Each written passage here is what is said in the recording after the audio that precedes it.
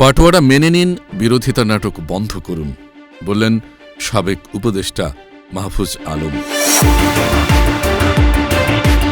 মাহফুজ আলমের মন্তব্যে নতুন বিতর্ক।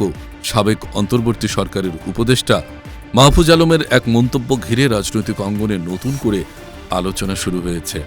সামাজিক মাধ্যমে ছড়িয়ে পড়া এক বক্তব্য তিনি বলেন, নির্বাচনী বাটোয়ারা মেনে নিয়ে এখন বিরোধিতার নাটক বন্ধ করুন।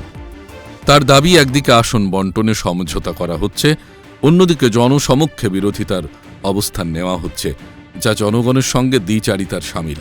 তিনি আরও বলেন, এই রাজনৈতিক সমঝোতার ফলে সবচেয়ে বেশি ক্ষতিগ্রস্ত হয়েছে ছাত্র সমাজ এবং সাধারণ মানুষ। তার ভাষায়, দুঃখ লাগে ছাত্রদের জন্য, কত দামে তাদেরকে বিক্রি করে দেওয়া হলো। মাহফুজ আলমের এই বক্তব্য ইতিমধ্যেই সামাজিক যোগাযোগ মাধ্যমে ব্যাপক প্রতিক্রিয়া সৃষ্টি করেছে। রাজনৈতিক বিশ্লেষকদের মতে, নির্বাচনী সমঝোতা ও জোট রাজনীতির প্রেক্ষাপটে এ ধরনের মন্তব্য নতুন করে বিতর্ক উস্কে দিতে পারে। তবে এ বিষয়ে সংশ্লিষ্ট রাজনৈতিক দলগুলোর পক্ষ থেকে এখনও আনুষ্ঠানিক কোনো প্রতিক্রিয়া পাওয়া যায়নি।